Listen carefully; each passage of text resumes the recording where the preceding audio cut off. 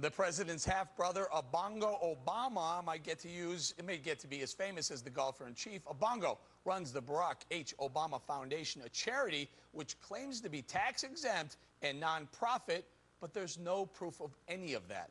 Ken Boehm, co-founder of the National Legal and Policy Center, has asked the IRS to investigate. So far, no one really knows where several $100,000 has gone. Ken is here with us today. Thank you, Ken. Ken, you have 6 questions you want the IRS to answer regarding this charity. Is that right?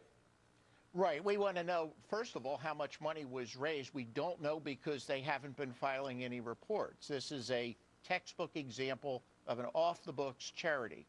And what else is important to you? Now, how much money is raised? How about use of funds?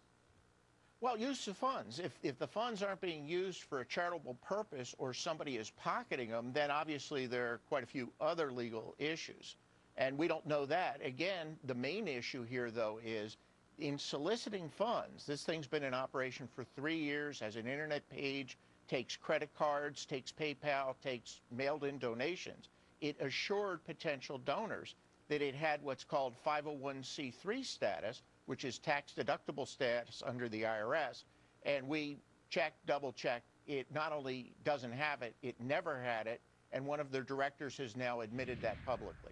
And Ken, I guess they're raising funds within the United States, and so they need IRS approval to even contact, to even post on websites that are accessible by the U.S. Is that right? Right. Well, you can't say to donors, if you make a donation to us, it's tax deductible, when you know for a fact it's not. Well, you can if they're not donors in America. You can say whatever you want to them. Well, that's other countries have other laws, but their website was here. Their post office, well, it wasn't a post office box. It was a commercial mail drop, was in Arlington, Virginia. And if you're soliciting money in the United States, you can't tell people you're tax deductible. Before I bring it out to the panel, I want to ask you real quickly, the Barack H. Obama, the name, the title, are you okay with that, or is there some sort of I don't know, misleading aspect to it? Well, it's named after Obongo's father, who was the same father as President Obama's father, and his name was Barack H. Obama.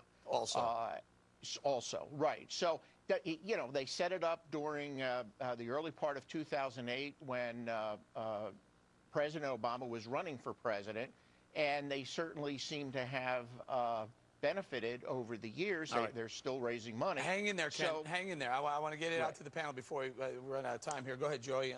Let me guess. Doesn't matter. Well, no, a couple of things. First of all, I hope that he puts, Ken that is, as much time and effort into investigating the oil companies as he does this corporation. That's number one. We'll find what they're doing to the American public. More so than that, and I'm glad you clarified, Eric, kudos to you, this is named after the president's father.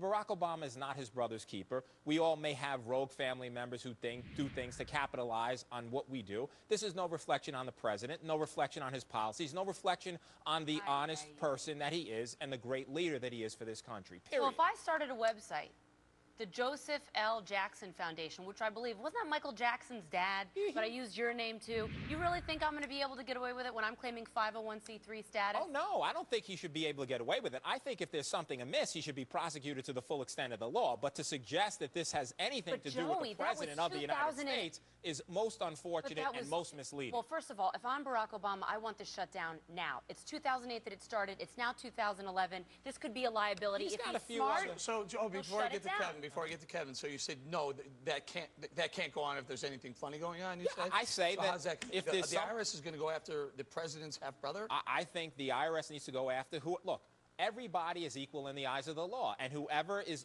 responsible for this should be prosecuted. But the president has a few other more important things to do than to talk about this particular. Well, I want Joey and Andrea and Eric to all contribute to the LeBron James Foundation that I just started in the minutes in the last break. The thing that we've got going on here is a real simple test of does it meet the legal standard or doesn't it?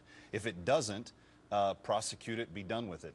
The fact that the IRS is the one that's left to prosecute this, though, has me a little bit cynical that we will ever see anything happen. I want to go back to Ken in 1 second, but I'll read the statement from the IRS. Quote, we're not permitted by law to comment on specific stories or cases. But, Ken, what do you think? You think this case is going to get opened? We'll see. We'll see. They're not even allowed to tell us if they open it or not.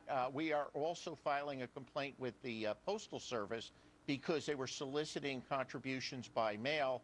And as a former prosecutor, I can tell you, when you facilitate a crime by mail, that is a separate criminal. What about mail what about the fraud, White House? Have you solicited a response from them? The New York Post did this story, and they asked the White House, and the White House did not get back to them. All right, we're going to have to leave it there. Thanks to Ken Boehm for being here today. Up next, nearly